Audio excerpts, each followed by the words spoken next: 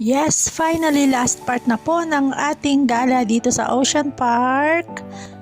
At tatawid kami ng dagat. Sasakay kami ng Ocean Express Summit Station.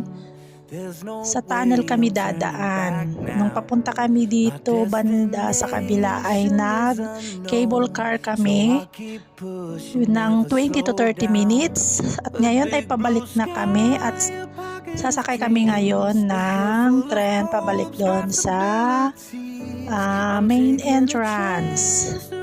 Sa tunnel kami dadaan. 5 minutes lang, nakatawid na kami doon. Ganun kabilis. Kasi nga express.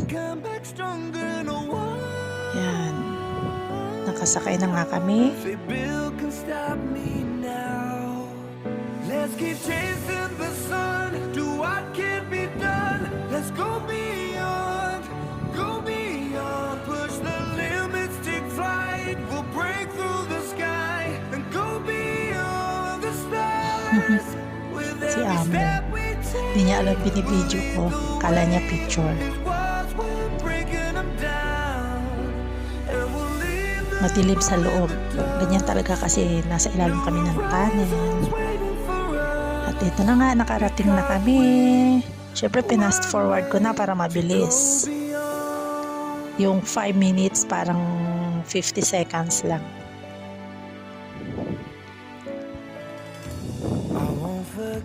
Yan, lalabas na kami. Kasi pauwi na din kami, hapon na din. Kailangan na namin umuwi para makapagpahinga na. Pagod na si Amo. Karamihan ng mga nandito senior citizen kasi ang mga senior citizen at saka my birthday ay free entrance. Sulit na sulit, napaka-generous ng may-ari ng Ocean Park. Thank you Ocean Park sa free entrance, sa pagbibigay ng opportunity na makapasok kami dito. Sobrang nag-enjoy kami ni Amo. Napakagandang pa-birthday.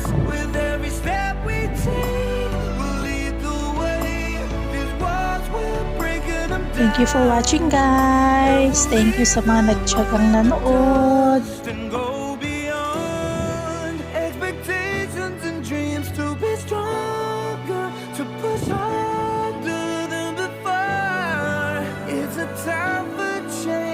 We're standing on the edge of greater.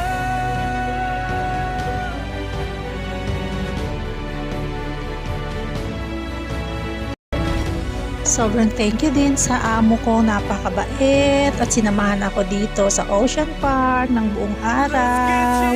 At syempre, gastos niya din lahat. Napakaswerte ko sa amo ko dahil napakabait niya sa akin. Para niya akong anak. Hindi niya ako trinatong katulong. Parang kapamilya ang trato niya sa akin. Kaya napaka-thankful ko talaga sa amo ko. At syempre, higit sa lahat kay Lord. Na binigyan ako ng napakabait na amo. Bye-bye! Thank you so much guys sa panunood sa aking channel.